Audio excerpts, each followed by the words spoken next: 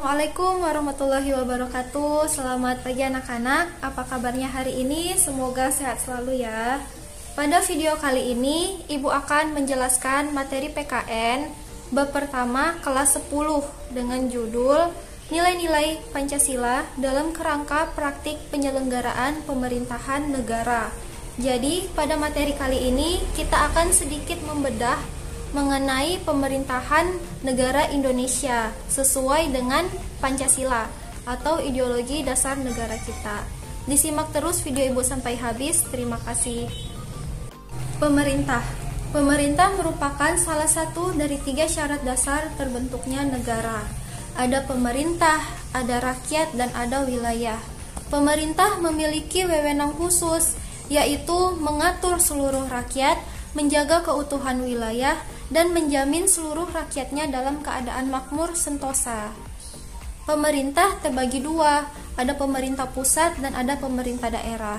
Pemerintah pusat atau yang biasa kita sebut dengan lembaga eksekutif terdiri dari presiden, wakil presiden, kementerian, dan pemerintahan non-kementerian. Sedangkan pemerintahan daerah terdiri dari kepala daerah seperti gubernur, bupati, wali kota, dan jajaran ke bawah, dan juga DPRD, Dewan Perwakilan Rakyat Daerah.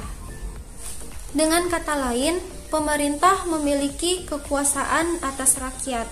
Kekuasaan adalah kemampuan seseorang dalam mempengaruhi orang lain supaya orang lain melakukan tindakan yang dikehendaki atau yang diperintahkan oleh si yang berkuasa. Ibu ambil contoh, pemerintah membuat kebijakan ataupun aturan, maka seluruh rakyat termasuk pemerintah itu sendiri wajib tunduk dan taat kepada aturan atau kebijakan yang dibuat oleh pemerintah. Kalau ada yang melanggar, maka semua itu sudah tertera dalam konstitusi kita atau landasan hukum kita. Ada yang bakal dikenakan sanksi, teguran, atau bahkan yang paling berat bisa kena hukuman.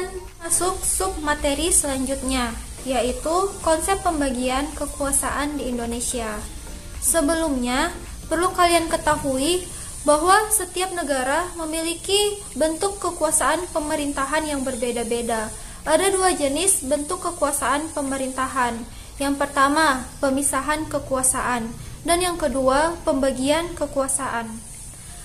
Yang pertama, pemisahan kekuasaan adalah kekuasaan negara itu terpisah-pisah dalam beberapa bagian, baik mengenai organ maupun fungsinya, dan berdiri sendiri tanpa memerlukan koordinasi dan kerjasama. Ibu ambil contoh, ada kekuasaan konstitutif, ada kekuasaan eksekutif, ada kekuasaan legislatif, ada kekuasaan yudikatif, dan lain sebagainya. Nah, seluruh kekuasaan tersebut mereka berdiri sendiri-sendiri menjalankan tugas dan tanggung jawab mereka sendiri-sendiri tanpa perlu kerjasama atau koordinasi dengan kekuasaan atau lembaga pemerintahan lainnya. Begitu ya. Lalu yang kedua, yaitu pembagian kekuasaan. Pembagian kekuasaan adalah kekuasaan negara dibagi-bagi dalam beberapa bagian seperti yang Ibu bilang tadi, kekuasaan-kekuasaan tersebut. Namun perbedaannya adalah kekuasaan tersebut tidak dipisahkan. Masih ada kemungkinan koordinasi dan kerjasama. Jadi semisal lembaga eksekutif melakukan suatu persetujuan atas konstitusi negara kita, maka sebelumnya udah ada komunikasi dengan lembaga legislatif. Pembagian kekuasaan pemerintahan negara Indonesia ada 2. Yang pertama, pembagian kekuasaan secara horizontal atau setara, dan yang kedua, pembagian kekuasaan secara vertikal atau bertingkat. Oke, kita masuk pembagian kekuasaan secara horizontal. Menurut Undang-Undang Dasar 1945, pembagian kekuasaan di Indonesia secara horizontal ada 6 bagian. Yang pertama adalah kekuasaan konstitutif. Tugas dari kekuasaan konstitutif yaitu kekuasaan untuk mengubah dan menetapkan undang-undang dasar. Jadi, konstitutif itu tugasnya mengubah dan menetapkan UUD 45. Yang menjalankan kekuasaan konstitutif adalah MPR. Lalu yang kedua, kekuasaan eksekutif. Kekuasaan eksekutif tugasnya yaitu menjalankan undang-undang dan menyelenggarakan pemerintahan negara.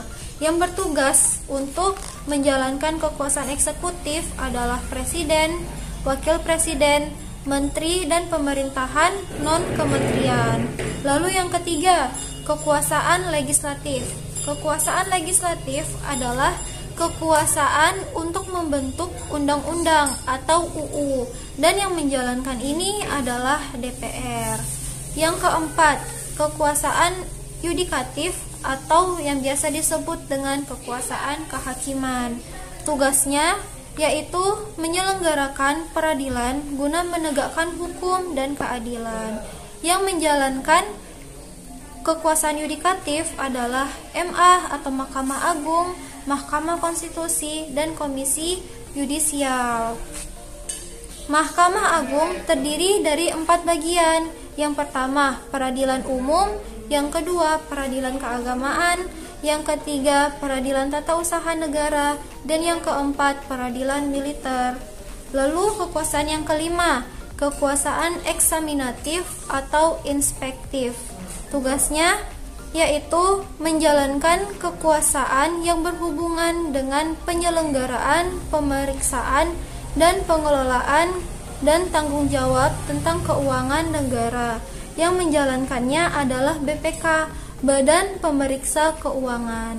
BPK ini bertugas menjalankan pemeriksaan kepada seluruh lembaga yang diberi keuangan oleh negara, dan BPK berjalan secara mandiri dan independen. Jadi nggak perlu beri aba-aba bakal melakukan inspeksi kepada kekuasaan-kekuasaan lainnya, gitu ya. Lalu yang keenam, kekuasaan moneter.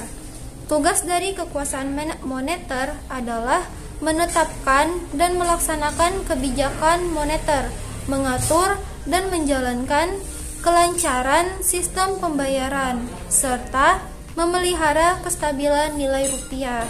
Yang menjalankan kekuasaan moneter adalah Bank Indonesia atau biasa disebut Bank Sentral. Keenam tadi merupakan bentuk kekuasaan horizontal di daerah pemerintahan pusat. Namun, nggak hanya pemerintahan pusat aja yang memiliki kekuasaan horizontal, ada juga kekuasaan horizontal di ranah pemerintah daerah. Ibu ambil contoh seperti kepala daerah setara dengan DPRD. Lalu yang kedua, di tingkat provinsi, gubernur setara dengan DPRD provinsi. Lalu yang ketiga, di daerah kabupaten atau kota, yaitu bupati atau wakil bupati atau wali kota, dan wakil wali kota setara dengan DPRD kabupaten kota. Seperti itu ya untuk kekuasaan horizontal. Ada di ranah pemerintah pusat dan di ranah pemerintahan daerah. Pembagian kekuasaan selanjutnya yaitu pembagian kekuasaan secara vertikal atau bertingkat. Urutannya antara lain pemerintahan pusat, pemerintahan daerah, terdiri dari provinsi, kabupaten kota, kecamatan, desa, dan lain sebagainya. Pembagian kekuasaan secara vertikal adalah bentuk dari desentralisasi atau otonomi daerah, yaitu pemerintahan pusat memberi wewenang kepada pemerintahan daerah untuk mengatur dan mengurus sendiri daerahnya. Namun pemerintah pusat tidak langsung lepas tangan atau serta-merta memberi wewenang kepada daerah. Pemerintahan pusat masih turut serta dalam pemerintahan daerah, antara lain yaitu politik luar negeri, pertahanan dan keamanan, justisi atau keadilan, agama, moneter atau keuangan, dan fiskal atau pajak pendapatan negara. Dan materi singkat dari Ibu semoga dapat bermanfaat dan menambah wawasan kita mengenai pemerintahan di negara Indonesia. Jika Ibu ada kesalahan atau kekeliruan atau ada yang ingin ditanyakan, boleh tulis komentar di bawah atau japri Ibu di WA. Sekian, terima kasih. Assalamualaikum warahmatullahi wabarakatuh.